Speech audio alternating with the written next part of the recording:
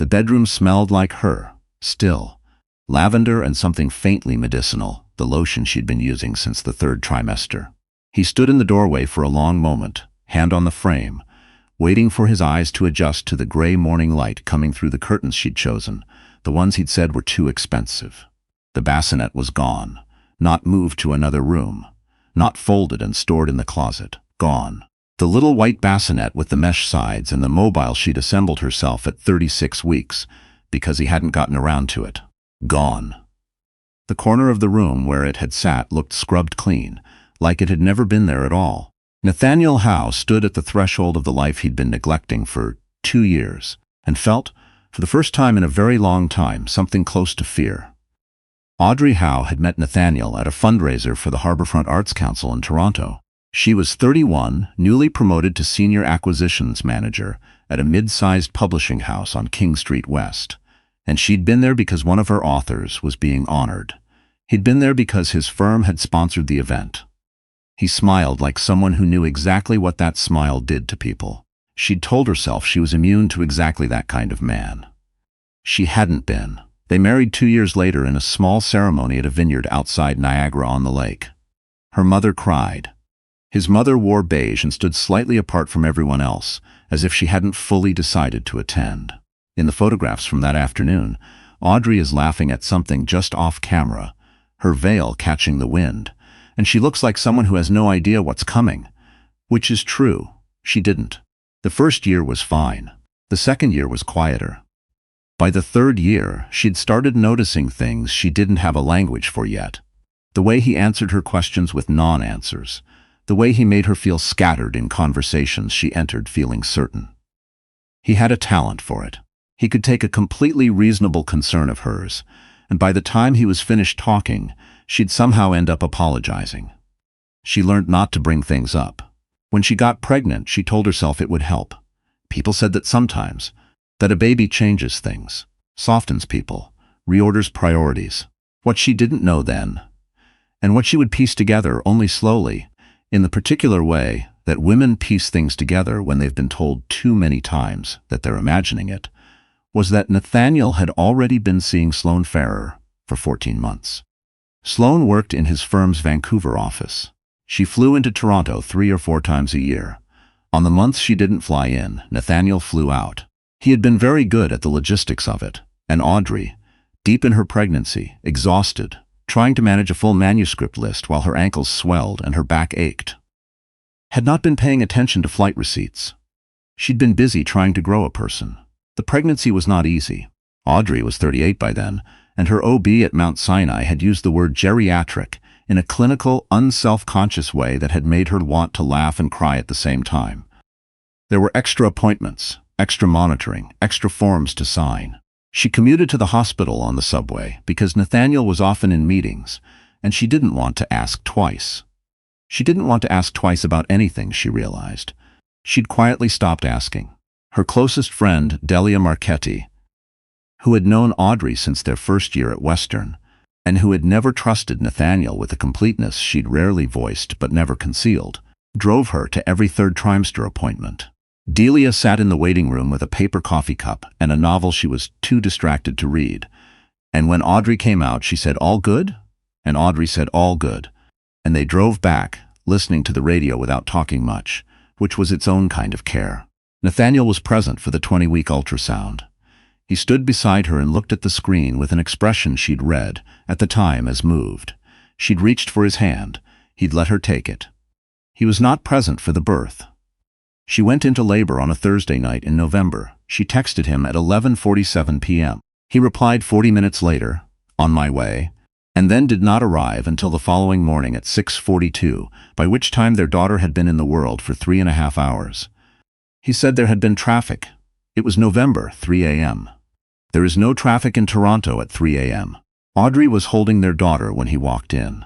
She was 20 minutes from having fallen asleep in the hospital bed, skin to skin, the baby's weight on her chest like the most specific gravity she'd ever felt.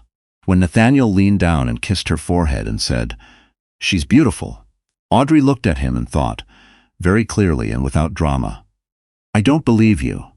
She named their daughter Willa. The months after Willa's birth were the loneliest of Audrey's life, and she had not thought that possible. She had her daughter. She had Delia, who appeared at her door with food and stayed longer than she needed to. She had colleagues who checked in. But the person who was supposed to be her person was disappearing, and he was very good at making her feel like she was the one creating the distance. He said she was withdrawn. He said she'd changed. He said he felt like he was walking on eggshells. He was sleeping next to her 4 nights a week on average, and she was waking twice in the night with Willa and handling the 6 a.m. feeding alone. And by the time the maternity leave ended and she went back to work at the publishing house, she had stopped expecting help and had reorganized her entire life to not need it from him. What she didn't know, what she was still not ready to know, was that during those same months, Sloane had come to Toronto twice. Once in January, when Audrey had been 4 weeks postpartum and still bleeding. Once in March, when Willa had a respiratory infection and they'd spent 2 nights at Sick Kids. She found out on a Wednesday afternoon in April. It wasn't a dramatic discovery. No lipstick, no perfume, no movie of the week moment. She found out because she went looking for the extended warranty documentation on their dishwasher. They'd been fighting about it breaking, another low-stakes argument that had somehow swelled into something larger, and in the filing cabinet where he kept receipts, she found a folder. Hotel receipts. Dinners. A florist charge she didn't recognize. She sat on the kitchen floor for a very long time. Audrey did not confront him. Not yet. She understood in some part of herself she hadn't known was that strategic, that confronting him without a plan was the wrong move. She'd read enough accounts from women who'd been where she was, enough whispered conversations, enough late-night articles, enough quiet devastation from women in her orbit, to know that men like Nathaniel did not respond to being confronted by becoming honest. They responded by managing the situation, by making you the problem. She called a lawyer instead. Meredith Keene ran a small family law practice in Etobicoke. A colleague from the publishing house had used her during her own divorce and had said, simply, "She doesn't mess around." Audrey made the appointment under her maiden name. She wore a coat Nathaniel didn't like and took the Bloor line west. Meredith Keene had the kind of face that had been warm once and had become something more precise. She listened to Audrey without interrupting. When Audrey finished, she asked 4 specific questions, made some notes, and then said, "You have a 4-month-old and you're still on reduced hours at work. Before you do anything else, I need you to understand exactly what financial exposure you have." What Audrey learned in that office changed the shape of the next 6 months. Nathaniel had, quietly, over the past 18 months, been restructuring their finances, not dramatically, not in a way she could have caught without looking carefully. But the joint account had been gradually thinning, modest transfers, regular and unremarkable, into an account she hadn't known existed. The house was jointly owned, but he had recently consulted, without telling her, a real estate lawyer. She found this out because she knew someone who had been at the same meeting. Toronto is a big city with a remarkably small professional class. He was not leaving her. He was arranging to leave her. There was a difference, and the difference mattered legally, and Meredith Keene explained it to her in calm, clear language that Audrey wrote down in a notebook she kept at the bottom of her work bag. She did not go home and cry. She went home, fed Willa, put her to bed, and sat at the kitchen table until midnight, going through every financial document she could find. The thing about being systematically underestimated by someone is that eventually it becomes an advantage. Nathaniel had spent 2 years managing Audrey's perception of herself, quietly, consistently, with plausible deniability at every step. She was too sensitive. She was imagining things. She didn't understand how his industry worked. She was exhausted from the baby, which was understandable, but maybe she should talk to someone about her anxiety. What he had not accounted for was that Audrey had spent 15 years in publishing, which is an industry built on the ability to read what is not said. She could find the center of gravity in a 400-page manuscript in 45 minutes. She could tell within a chapter whether a narrator was reliable. She had spent her entire professional life learning to see the shape of a story beneath the surface of the words. She started seeing it. Over the following weeks, she documented everything. She kept the hotel receipts. She screenshotted messages she found on a shared tablet they rarely used. Not explicit, but enough. She made a second copy of every financial document and kept them at Delia's apartment in a manila folder inside a box of Willa's outgrown clothes. She did all of this with a calmness that frightened her a little, because she recognized it. It was the same focus she brought to work when she was under deadline, and there was no room for anything to go wrong. She also quietly moved a portion of money, legitimately, from her own income account, which she had kept separate, into a personal account he didn't know about. Meredith had told her to. She followed the advice exactly. Delia knew everything. She had known for a while. "I didn't want to tell you," Delia said one evening in her kitchen, while Willa slept in the carrier on Audrey's chest. "I was worried it would break something. I thought maybe you'd figure it out, and I didn't want to be the reason you—" "I know," Audrey said. "I'm not angry. You're the least angry I've ever seen you, and it's genuinely alarming." Audrey looked down at the small sleeping weight of her daughter, the fine dark hair against her collarbone. "I just need to get us out first," she said. "I can fall apart after." He figured out she knew before she was ready. She wasn't sure how. She'd been careful. But Nathaniel had always had a particular sensitivity to the atmosphere of rooms, a social intelligence that, in another person, might have been empathy, but in him functioned more as radar. He detected the change in her before she'd said a word about it. He came home one Tuesday in May and watched her from the kitchen doorway while she made dinner, and something in the way he was watching her made the back of her neck go cold. "You seem different," he said. "Tired," she said. She didn't look up. "Right," he said, in a way that meant he didn't believe her. 3 days later he told her, over dinner, that he thought they should re-evaluate the structure of their finances. He used that phrase, re-evaluate the structure. He said he'd been thinking about it for a while, that it made sense given that she was working reduced hours, that he wanted to make sure they were being strategic. She said she thought that sounded reasonable. She called Meredith Keene the next morning. "He's moving," Meredith said. "That's actually fine. It means we move too." What happened next was not a dramatic confrontation. It was not a scene. It was a series of very practical decisions made quietly by a woman who had run out of patience for scenes. Audrey told Nathaniel she was taking Willa to visit her mother in Kingston for a long weekend. Her mother, Elaine, knew about the plan, had known for weeks, had prepared the spare room, had kept her phone on all hours and not asked unnecessary questions. Elaine was a retired nurse who had spent 35 years handling emergencies with minimal fuss, and she applied that same competence to helping her daughter disappear. Audrey packed what mattered. Not everything. That would have been obvious. Willa's things, the documents, the laptop, 3 weeks of clothes, the things that could not be replaced. She left her wedding china. She left the curtains he'd said were too expensive. She left the bassinet. No, wait. She dismantled the bassinet, carefully, the night before and put it in the back of her car, and then she wept for 20 minutes in the driveway at midnight, very quietly, before going back inside. She left on a Friday morning while he was in a meeting she knew would run until noon. She texted him from the 401 that they'd gotten on the road early, that Willa was sleeping, that she'd call that evening. She did call that evening. She said Willa was doing well, her mother was happy to have them, she'd be home Sunday. She was not home Sunday. On Sunday, Meredith Keene filed the papers. He called 47 times between Sunday afternoon and Monday morning. She knew the count because she wrote it down. Meredith had told her to document everything. When he finally reached her, she answered on the third call Monday, because she'd been advised not to let it go on too long. His voice was a version of itself she hadn't heard before. Not angry yet. That came later. In that first call, he sounded genuinely confused, in the way of someone who has arranged it to pieces carefully for a long time, and has come in to find them scattered. "What's going on?" he said.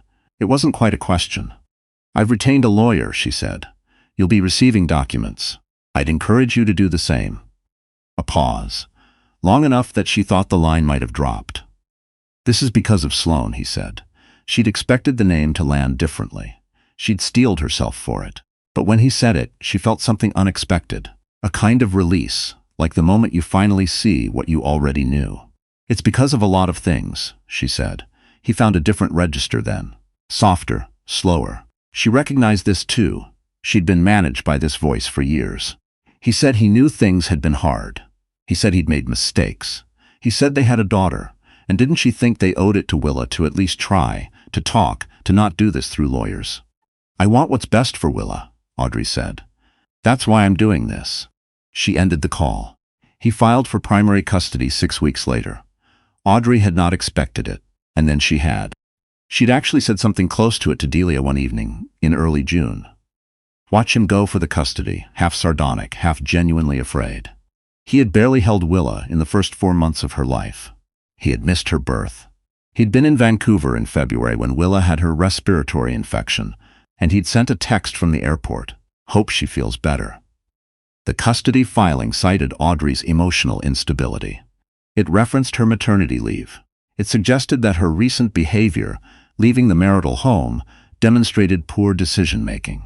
His lawyer, a downtown Bay Street type, submitted an affidavit from Nathaniel's sister, whom Audrey had met 4 times, describing her as volatile. Audrey read the documents in Meredith's office and felt the particular cold fury of being described by people who did not know her. "He wants leverage," Meredith said. "This isn't about custody. He knows what that financial picture looks like, and he wants something to bargain with. Can he get it?" Meredith looked at her steadily. "Not if I have anything to say about it." What the custody filing did not account for was that Audrey had been documenting for 5 months. The birth records. The hospital visitor logs. The sick kid's admission from March. Nathaniel's name did not appear in the visitor record because he hadn't come. The messages from the shared tablet. The financial transfers. A carefully organized account of every appointment she had attended alone. Every night feeding she had handled alone. Every pediatrician visit. Every fever. Every small and enormous act of care. She had also, on Meredith's advice, requested Nathaniel's travel records through the discovery process. Flight manifests. The receipts she'd already found were supplemented by records his firm's expense account had generated without his knowledge. Sloane Farrer's name appeared in several of them. The dates aligned in ways that were very difficult to explain. What she had not expected was Sloane herself. Sloane Farrer contacted Audrey directly in July, through a mutual acquaintance, then by email. She did not grovel. She wasn't that kind of person. But she sent a message that was 4 sentences long and said, essentially, that she had not known Audrey was pregnant for the first 8 months of their relationship. That she had ended things with Nathaniel in May, and that she was willing to provide a statement if it would help. Audrey sat with that email for 2 days before forwarding it to Meredith. "Interesting," Meredith said. "Do we need it? We don't need it. But it doesn't hurt." The hearing took place on a Tuesday in late September, in a courtroom on University Avenue that smelled like recycled air and old paper. Audrey wore a gray blazer she'd bought the week before, because the one she'd planned to wear no longer fit. She'd lost weight since the spring, the kind that comes from months of too much cortisol and not enough sleep. She sat beside Meredith and kept her hand still in her lap. Nathaniel sat across the courtroom with his lawyer. She did not look at him directly. She looked at the judge, a woman in her late 50s named Justice Ellicott, who had the demeanor of someone who had heard every version of every story and was no longer surprised by any of them. Nathaniel's lawyer argued first. Volatile. Abandonment of the marital home. Unilateral decision-making. Poor communication. Audrey listened to herself being described as a woman she did not recognize. Then Meredith stood. She did not raise her voice. She rarely did, Audrey had learned. She just presented the documents in order. The birth record, the visitor logs, the February texts, the sick kid's admission, the financial transfers, the travel records, and let them speak. Each one landed in the courtroom like something solid and irrefutable. The judge made notes. The judge asked questions. Nathaniel's lawyer objected twice and was overruled both times. At one point, Justice Ellicott looked directly at Nathaniel and asked a question about the sick kid's admission. He answered. His lawyer stepped in to clarify. The judge looked at both of them for a long moment and then looked back at her notes without expression. Audrey did not look at him during this. She watched her daughter's name appear in documents, on records, in the formal language of proceedings, and she thought about the night Willa was born, the 3.5 hours she'd been in the world before her father arrived, the specific gravity of a newborn on your chest, and she kept her hands still. Justice Ellicott did not rule from the bench that day. She rarely did, Meredith said. These things took time. The ruling came 4 weeks later on a Thursday morning. Meredith called at 9:15 a.m. "Primary residence with you," she said. "Nathaniel gets every other weekend and Wednesday evenings, supervised for the first 3 months pending a review. The financial situation goes back to mediation, but we're in a strong position. He's also responsible for a portion of your legal fees." Audrey was standing at the kitchen window in her mother's house in Kingston, watching Willa in the yard. Willa was 8 months old now, and had recently figured out that if she pulled herself up on the porch railing, she could stand briefly, triumphantly, before sitting down hard and looking surprised. She'd been doing it over and over for 20 minutes. "Thank you," Audrey said, and found she couldn't say anything else for a moment. "You did the work," Meredith said. "I just organized it." There is a version of this story where Audrey spends a long time being angry. She does not skip that part. She's not built for skipping parts. There are nights at her mother's table, after Willa is in bed, when she goes back through the timeline and cannot quite believe how long she didn't see it, or how long she saw it and called it something else. But she had been trained very carefully, over several years, to call things something else. That was the point. What she understood now, in the particular way you understand something only after you've been through it, was that the anger was not the most important part. The most important part was the 4 a.m. feeding in the hospital, Willa's weight on her chest, and the decision, not conscious, not articulated, just felt, that she would not let anything take this from her. Not confusion, not fear, not a man who had learned to make her doubt herself. She had been so afraid for so long that she hadn't noticed when she stopped being afraid. She noticed now. Delia came up to Kingston the weekend after the ruling. She brought wine and a casserole her mother had made, and they sat on the porch after Willa was asleep and said very little for a while, which was how they'd always been at the important moments. "So," Delia said eventually. "So," Audrey said. "What now?" Audrey looked out at the yard, the maple at the edge going red and gold in the October evening, the porch railing Willa had pulled herself up on 100 times in the past week. "Now I go back to work," she said. "I put Willa in daycare. I find us an apartment. I take on a manuscript I've been putting off for 8 months. She paused. "I stop putting things off." Delia was quiet for a moment. Then she said, "She's going to be so like you." Audrey looked at her. "Willa," Delia said, "she's going to be exactly like you. You know that, right?" Audrey looked back out at the yard. She let herself think that was true.